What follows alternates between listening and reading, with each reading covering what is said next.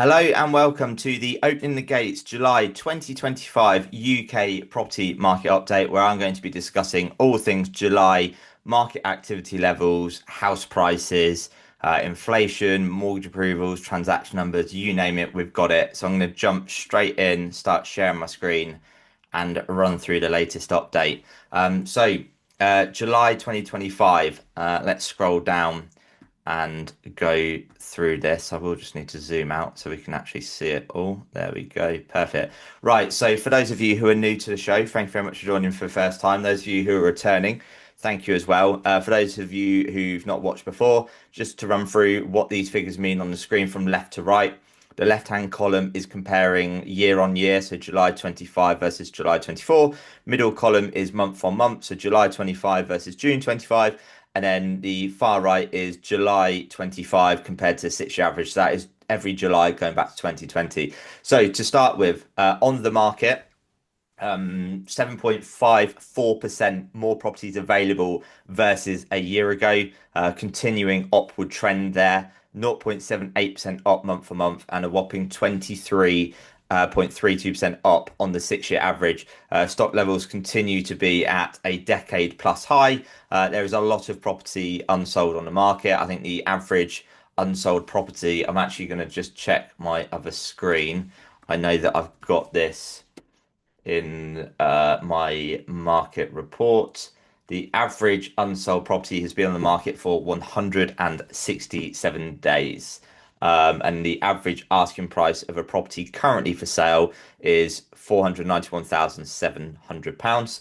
I just thought that'd be valuable to add there. I've got some other things on my other screen that I will be sharing as we go along as well. So, whilst I'm on that, uh, number of new listings hitting the market. This is where I'm now going to have to go to my phone because there was something on this as well. So new listings are up 5% year on year. So that's a real positive thing, that sellers are continuing to come to market. They're seeing confidence, deciding now is a good time to make a move. They've got choice out there, which in turn is going to bring them to market. As interest rates steadily keep coming down, they will continue coming to market as again that confidence increases.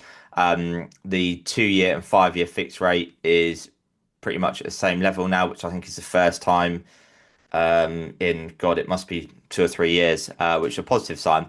Month on month, up almost 1%. So again, just shows we are moving in the right direction. I expect plenty of activity across Q3 as we go into Q4 later in the year, and then 3.62% up on the 6-year average. So again, it just shows you we've got a healthy, steady flow of new property coming to market, not low where it's reducing, where sellers like this ain't a market for me. And I don't think we're being oversaturated with too much stock, although there is a lot more stock out there, as I've said, with on the market, which is causing some other bits of issues in the market, which I'll come on to.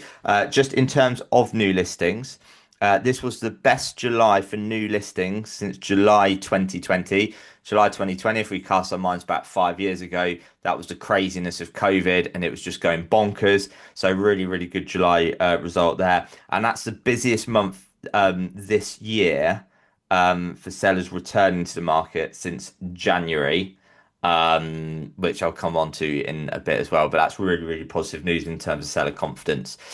So on to sales agreed, up almost 7% year on year. So again, positive news as affordability improves, as the stress testing from the lenders changes.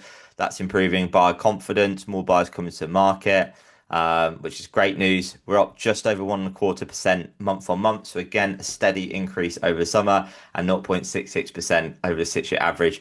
So again, if you think July 20, 21, 22, half of that market was at record low interest rates. And then half of those July figures are at higher interest rates than we've been accustomed to, just between the crash, the GFC, and the COVID market. So being up 0.66% on the July average is pretty good going. And I think people are not appreciating the level of activity in the market. In terms of sales agreed as well, this was the best July since 2021. So remember, July 21, we had all sorts of things still going on: COVID, race to space, stamp duty holidays, record low interest rates. We had all sorts of things going on there. Uh, and only May 2025 has seen a better number of sales agreed since March 2022. So just to repeat that, this is actually the second best sales month since the, I guess, Kwarteng Trust mini budget. We kind of have these different moments in history, right? That we compare markets, before and after. You had obviously the boom COVID period, and then you had the mini budget, and then it's like recovery after that. So we've always got those key points. In terms of price changes, so I'll sit on the fence, as probably I always do, in terms of having these recordings done. Price reductions, 20% up year on year, 1% up month on month, and a whopping 42% up on the 6-year average. So first of all, up on the 6-year average, it highlights that price reductions are a real issue. There is a lot of stock in the market. You've got seller expectations like it's 2021 and buyer expectations like it's 2008. So there is a mismatch in expectations. It's vitally important that estate agents are bridging that gap between buyer and seller expectations. It has increased 1% month on month, which suggests to me maybe we're starting to get more and realistic pricing from the outset. But the fact it's up 20% year on year shows that it is a growing trend. In terms of the price reductions, July was the highest number of price reductions on record, which just sounds crazy. This is the third month in a row it's exceeded 100,000 price reductions nationally, and it just highlights how much price sensitivity there is in the market. Now, the flip side of that, this is where I'm going to sit on the fence, is that whilst we've got a lot of stock on the market, increase in supply, there is demand out there. There's this mismatch though between seller expectations, buyer expectations. It would appear that sellers and estate agents are realigning their prices, therefore that is actually bringing us sales. However, anyone watching this who's seen me speak before, how passionate I am about pricing correctly from the outset. Obviously, if you price correctly from the outset, more likely to sell, do it quicker, get to the finish line, etc., etc. There's stupid amounts of data that back that up. But if you're having difficulties with overvaluations at the moment from other agents, looking at this data is a really, really good thing to look at.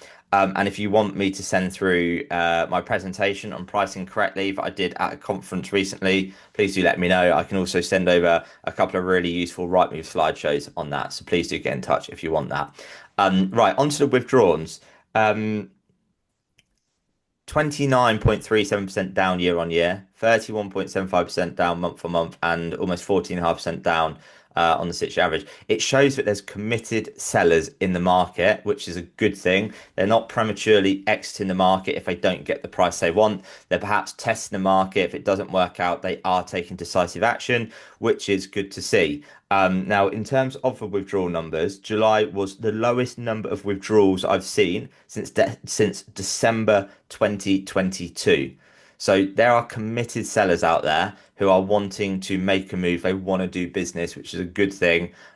We don't want too many tire kickers who don't have any motivation. They sit on the market at too much money, etc., etc. So I think it's a real, real positive sign for the market there. Fall throughs, recurring theme with the fall through. So up 7.23% year on year, almost 11% month on month, and 7.68% on the July average. This was the biggest month for the number of fall throughs since October 2022, just after the infamous mini budget, which I just said about, where world markets reacted negatively, and that caused shockwaves going through the UK property market, lost confidence, lots of buyers pulling out. I say it every time, speak to Brian Mansell at Gazille, reservation agreements. I know plenty of agents who are using them. The average UK fall through rate is about 25%. I think agents using Gazille have low single digit fall throughs. So please do look at that. I might have shared this before online, but you imagine when a seller agrees to sell on their property, It gets marked as sold, the board gets changed to sold. Do we think buyers turn off their right move notifications? 100% they don't. And with stock levels where they are, if a buyer sees someone else more serious about moving at a lower price, they can easily jump ship, not have any negative connotations attached to that. So I think that's a real issue. In terms of fall throughs as well, this data has been shown time and time again from Rightmove, from 20EA.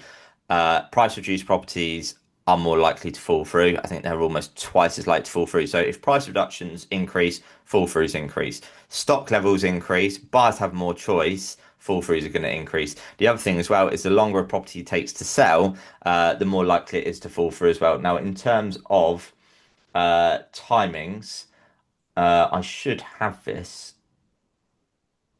somewhere, and I'm typically not going to find it now on my other screen. This is terrible radio when I can't find what I'm looking for. Um, where are we? I am really struggling to find it. I basically wanted to highlight it's taking longer to sell a property than it was in recent years. So again, longer it takes, more likely it is to fall through. The longer on the market, more likely it is to reduce, therefore the more likely it is to fall through. It is just a recurring sort of vicious cycle there, something to consider. But all in all, looking at those figures, there's definitely lots of activity in the market. There is definitely sales happening. And if you're one of the owners or estate agents not selling property at the moment, it's just not priced at market value. Simple as that. If buyers see value, they are parting with their money. So it's finding those serious sellers and matching them with the buyers who've got the budget to spend. So yeah, good signs for market. Slightly concerning about the number of price reductions and fall throughs happening. So just something to keep an eye on. And sorry, I almost forgot in terms of relisting. So sellers returning to market, another sign of confidence. Sellers return to market, busiest month for this since January. So up 15% year on year, 31% month on month, and 22% on 6-year average. I've been saying for months and months and months and months, if you look back at other videos, there is going to be an influx of sellers who withdrew from the market in late 22 and 23 who weren't achieving the result they wanted in those market conditions. They're going to return to market. Been telling any estate agents that would listen, target withdrawn properties. According to Spectrum 28, almost half of those come back on within a year or two. So definitely wants to target. I think been an increase according to Rightmove, 32% in sellers return to market. From their data as well. I reported that several months ago. So please do target withdrawn properties. If you want to find out more about strategy and content, reach out to me. I know of an estate agent who doesn't necessarily believe in direct mail or didn't target some withdrawn properties. And I think they've just got a listing over £2 million from doing it. So it's seriously, seriously powerful. Right, on to prices. So average asking price, new listings. So a year ago it was at 423, month before 447, and it currently stands at 421. There's some data from Rightmove, which I'll come on to shortly on that. Year on year, down 0.5%, and down 5.83%. And then in terms of pounds per square foot, it was at 368 a year ago, 405 a month ago, and in July 398. So in terms of pounds per square foot, it is actually 8.15% up on a year ago and 1.73% down on last month. In terms of pounds per square foot, I'm a huge fan of it. The agents I speak to who have started utilizing it in their valuations are finding their conversions go up. They're getting correctly priced properties. They're more likely to sell rather than just saying the typical comps from a Rightmove Plus report. So if you need any help on pounds per square foot, do let me know. Sales agreed, average asking price. So again, approximately 50-55% of properties that come to market end up selling. So it's always important to look at sale agreed. Just for clarity on this as well, these are new listings and sales agreed prices, not what physically completing for. I will come on to that a bit later. So sales agreed asking prices are actually up 2.13% year on year, slightly down month on month, 0.71%. So they were at 362 a year ago. They're now at just shy of 370. And then the pounds per square foot is actually up a whopping 8.15% to 352 from 338. and it's 1.73% up month on month from 347. So in terms of pounds per square foot on sale agreed, it shows there is confidence there. Maybe with buyers having better lending because of the different changes from lenders recently. That means buyers are more willing to part with their money, and the new listing average asking price being lower suggests that the new sellers coming to market are perhaps being a little bit more realistic than they have done in months before. Maybe again they were overshooting the mark, trying to take advantage of the stamp duty before the deadline was reached. Right, mortgage approvals. Um, net mortgage approvals for house purchases increased by 900 to 64,200 in June. And approvals for remortgaging also increased by 200 to 41,800. That was the highest number of approvals for remortgaging since October 2022 when it hit 50,000. Just on remortgaging, this comes from the Bank of England Money and Credit reports. And remortgaging only counts if someone changes lender. So I'm in a 2-year fix with Santander at the moment. If I remortgage with Santander, that wouldn't be in those figures. If I switched over to Nationwide, that would be in those figures.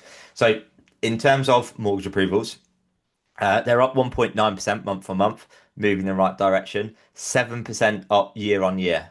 So real positive there. Now, in terms of the 10-year average, there were 2.6% up on the 10-year June average. So again, a pretty normal June. If I just go back to 12-month average, they were down 0.81%. So again, just a pretty stable market. Things are ticking along. There is momentum, there is activity. People are wanting to make moves, and as long as the conditions are right, they are doing so. So some really good signs there.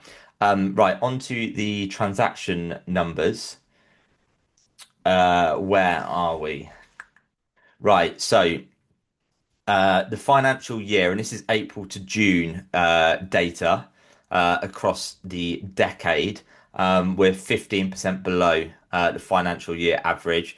So it shows that there's a bit of work to do. But saying that, when you look at all the reports out there, it looks like we're going to do 1.15 million transactions this year, up from 1.1 last year and up from a million the year before. So we've had a 10% increase, then a 5% increase. The long-term average is like 1.2 million transactions. So it ain't a bad market. I think if you remember 07, 08, 09, where it was not reaching a million and it was more like three-quarters of a million, that's a more difficult market. Right, last bits on transaction numbers. So the 12 months, so transactions in June were actually 1.33% higher than a year ago. So again, shows where we are in the market. 14.8% up month on month from May. So again, the stamp duty cliffhanger. So you can see on my screen, March it obviously shot up for obvious reasons. April shot back down for obvious reasons. It's now moving back in the right direction. So really positive stuff there. And then the 10-year monthly for June. Um, Sorry, I should just go back here. This figure in June was 5% below the 12-month average. So again, that 12-month average is going to be skewed by the stamp duty deadline, and over 150,000 transactions in the March. That's not me trying to caveat or make excuses because I hate when people say, "Oh yeah, but this month had this and this month had this." There literally is always something going on that gives a headwind, or that helps the market, or you're wind against, and it's not in your favour. So the 10-year for June. 10% below the 10-year June average. So again, we're not in the 1.2s, 1.25 millions that I've said about, but we are going to do about 1.15, it looks like, this year. I remember being on some webinars and saying, next few years, if agents prepared themselves for a million, I thought that was par. Anything above a million was a really good market, and if we did your 1.1s, your 1.2s, that would be a bloody good result. So we're moving in the right direction, basically. Right, inflation, 3.6%. So it has risen. It was expected to rise. It has risen a bit more than anticipated. It will continue to rise, supposedly, before coming back down. There's various different reports out there on this. We've got to remember that inflation, it was only a couple of years ago, roughly, but it was double digits. But I think this is the highest point actually. This is the highest inflation has been since Jan 24. So that might just impact the MPC in terms of what they're doing in their voting. I'm recording this on the 5th of August. It's going to be released on the 5th of August. In 48 hours, the MPC will vote on the base rate. It looks like it's going to be a split vote and it will go from 4.25% to 4%, which is a really, really positive sign because that would mean that the base rate hadn't been, or hasn't been, I should say, at 4% since February 2023. So that would be the lowest the base rate has been in 2.5 years, which is really positive sign for the market. Again, I think the markets are betting on one other 0.25% base rate drop in November. The MPC kind of standing firm on gradual restraining of the base rate. Again, other reports out there highlighting that they feel it might drop down a little bit more throughout 2026. So anyone out there who's speaking to buyers who are like, oh, wait for interest rates to come down, these buyers should be getting in the market now before interest rates come down and competition increases and house prices go up. If you looked at the data around buyers who withheld buying because they wanted rates to come down or house prices to come down, the cost of delaying usually is quite significant. So again, as the old adage goes, don't wait to buy property and wait. Right. Last one, July 2025, major house price index updates. I am missing home.co.uk off of this because they have a couple of months summer holiday. I think the Halifax house price index is due out in the next couple of days. So I might have already reported on this one last month, and the eServe one hasn't updated. So just a couple of caveats on that. The average here is up 0.07% and annually 1.93%. In terms of what it was last month, it was 1.48% annually, and monthly it was down 0.71%. So it shows that following June, there has been a bit of a boost in the market. Again, caveat Halifax, eServe have not updated there on that. So all in all, in terms of prices, pretty steady. And again, for anyone wanting to move, do you want to be moving in a market where prices are dropping significantly or increasing significantly, or do you want to be moving in a market which is actually pretty stable on both sides? So that is the opening gates update. Going to flick through now very quickly the major house price index updates. I'm trying to keep this shorter, ironic, because I probably spent too much time rambling there. But there's some bits I've cut out, but I just don't think bring enough value to the conversation. So going to jump on to Rightmove now. Let's try and zoom in on that. So largest monthly price fall in July for over 2 decades. So 1.2% drop on Rightmove. Prices are now just 0.1% ahead of this time last year. Sales agreed are up 5% compared to last year, helped by the competitive pricing. So the average price of property come to market, £4,500 down this month to 373,709. So yeah, basically sellers pricing more competitively to attract buyers, which is good. Number of sales agreed up 5%, as I said. Number of potential buyers contacting estate agents is 6% up on last year. So again, future prediction of transaction levels are being shown there. And then average new seller asking price only 0.1% up on a year ago. Lower mortgage rates, wage rises, they're outstripping house price inflation. Buyer affordability continues to improve, which we'll come on to a little bit more. Some really positive signs there. In terms of the mortgage data from Rightmove, the 2-year fixed rate now means that someone is £150 per month better off. And as I already said, we're currently forecasting 2 more cuts this year, and that should stimulate activity further. Again, on this, I see too many comments online about interest rates have cut. When the Bank of England cut the base rate, I don't know what it is, 80-90% of mortgages are fixed rate, so it's not going to impact someone in that sense. You've got to be monitoring swap rates.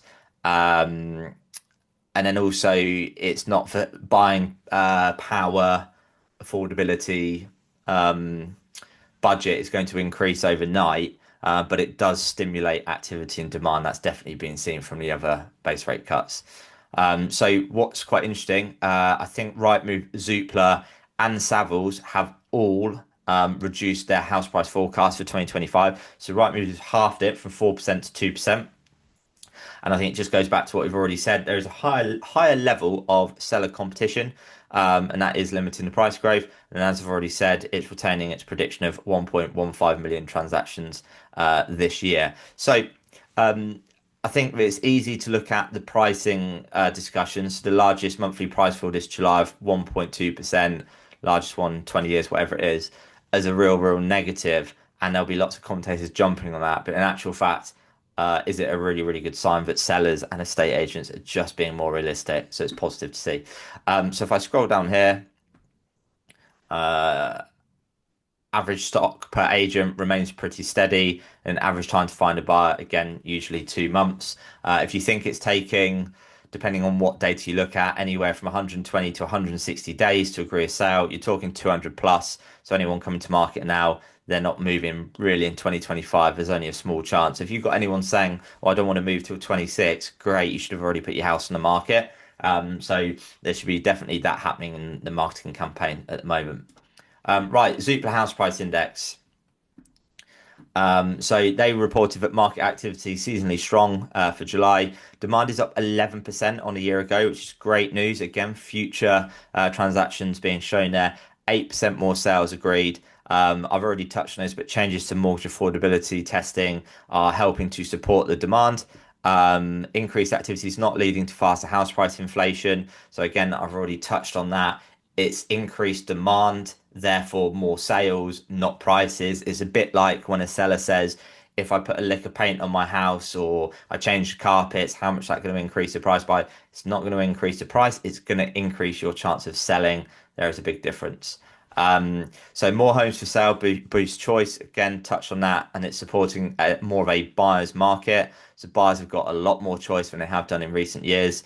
Stamp duty costs are higher for many buyers. And Zoopla say that's reflected in the prices now. So our sellers readjusting their asking prices on that, and the buyers taking into account the increased stamp duty that they have to pay. We're on track for 5% more sales this year, which again should take us up to about 1.15 million transactions. So if I just scroll through, actually just on this 41%, so that is the proportion of first-time buyers now paying stamp duty, which is doubled or more than doubled from 19% pre-April. If I scroll down, so you can see here, let's just zoom in on that. 83% of homeowners now paying stamp duty, up from 49% pre-April. So again, almost doubling. So that extra cost is being factored in. If you just look at the cost of moving home, particularly compared to well, during the pandemic, let's say, stamp duty, um, solicitor fees, estate agency fees, surveyor fees, cost of borrowing money. It costs so much money to move home. And in one of my recent updates, I think it was a couple of months ago, there is definitely a lot of people out there extending, improving, converting their homes, rather invest that money in their home they already own than giving it to a taxman, an estate agent, a surveyor, or a solicitor in their mind. So just to read out here, so at the start of the year, we predicted house price growth of 2%.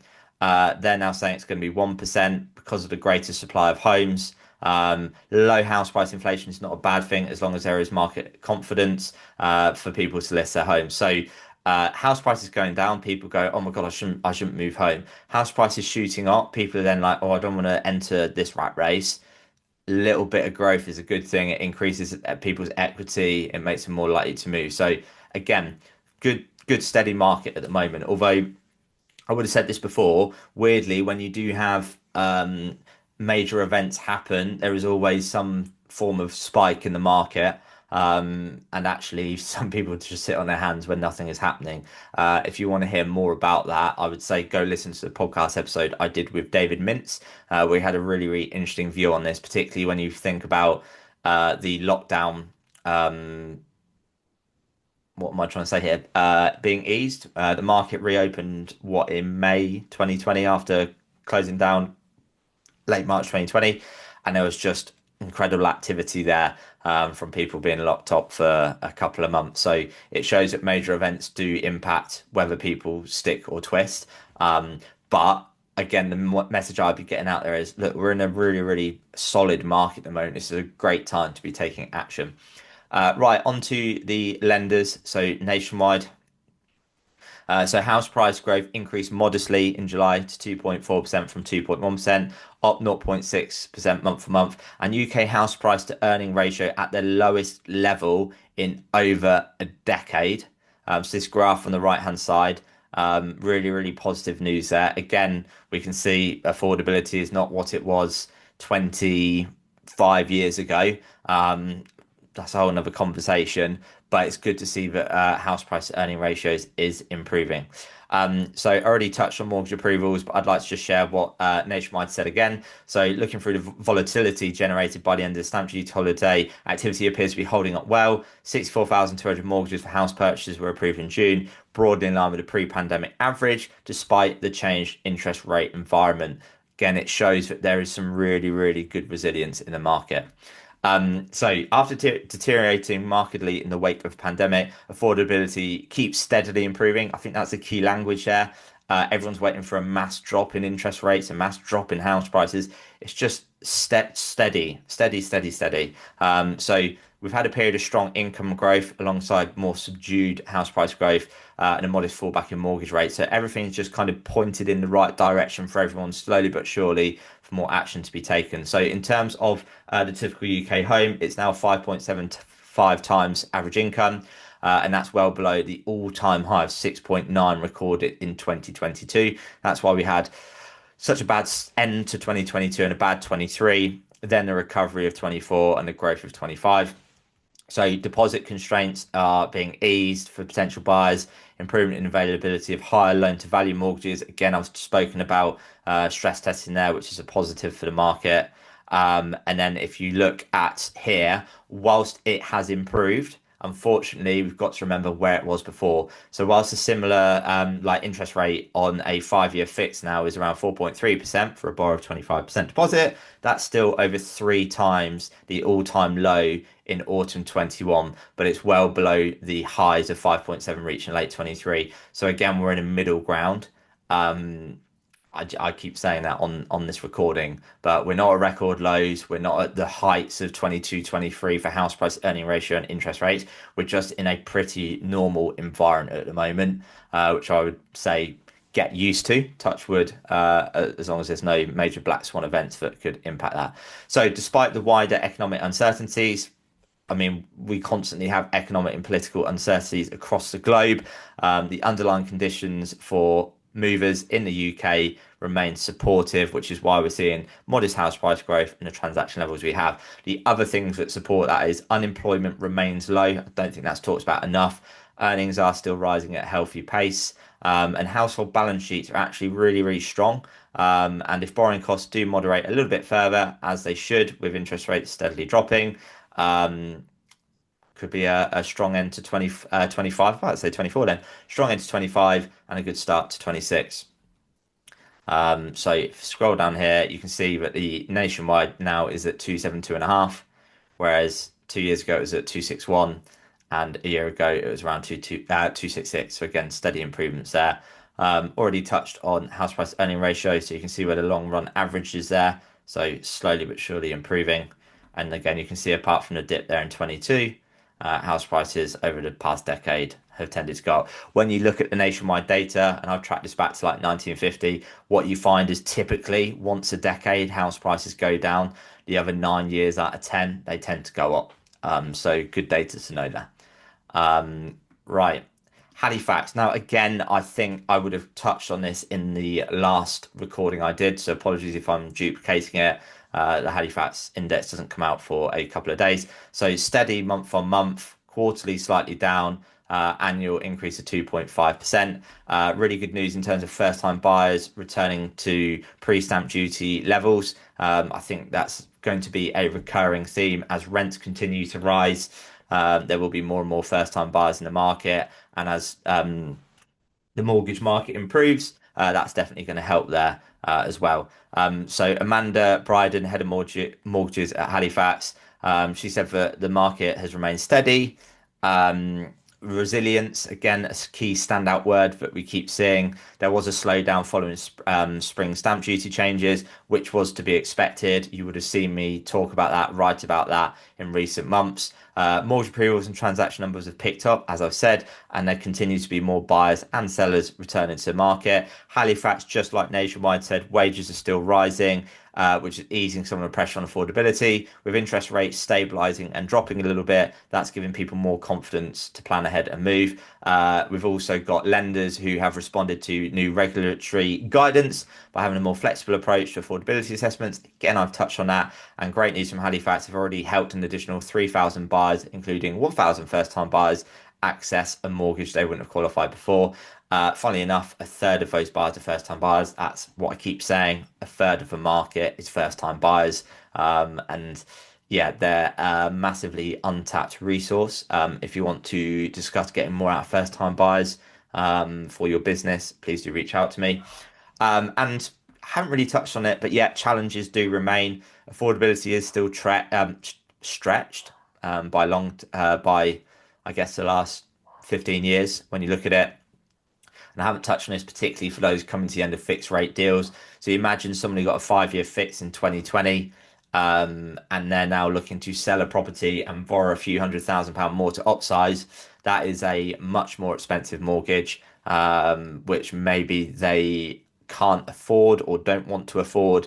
Therefore, they sit tight. And with the added cost of moving home, stamp duty, agency fees, surveyor, solicitors, I already touched on. Again, that's why I think people are going, do you know what? I need the extra space. Let's just um, extend. Yeah, so garages, lofts, single story, double story. You definitely, just on that actually, walk around the streets of where you live, look at any skips on the front driveway, look at the vans. Are people having work done? That will be a good indicator as to whether people are sticking where they are or if they're actually making a move. So maybe look at the number of boards versus number of white vans and skips on the front drive. I've never actually thought of it like that, but I think that makes sense. So as we've already touched on, markets are pricing in 2 more rate cuts by Bank of England this year, and the average rate on newly drawn mortgages is now at its lowest point since 2023. Big tick there. Halifax continue to expect modest house price growth in the second half of the year. Right, so we've looked at kind of future market. The last thing I'm going to touch on is land registry data. So this is obviously transactions that have completed. This is in May. So if it completed in May, it probably got agreed at the start of the year, because it's always going to be lagged data. So the average house price in the UK from Land Registry in May was 269,000. That's 3.9% annual rise and 1.1% monthly. So if I just share with you here, in May 24, the average price was 258.5 compared to 268.5 now. So about a £10,000 rise. And if you look at the article on Zoopla that shares how much house prices have risen in the last 5 years since COVID, there is plenty of equity in the market, which is why we have seen the movement that we have. If you go back to the 07, 08, 09, there wasn't the equity in the market, which is why houses flooded the market, and house prices dropped. I think Zoopla reported the UK housing market is worth £10 trillion. 85% of that is unmortgaged equity. 85%. It's ludicrous. So that's why, again, we have had the positivity in the market and the strength to make moves. So that is the end of my July 2025 UK housing market update. As always, I hope you've enjoyed it. Please do remember to like this video, subscribe to the channel so you don't miss any future additions. And if there's anything else you want me to include going forward, or if you've got any questions, please do give me a shout. I'm Simon Gates. Thank you very much for watching.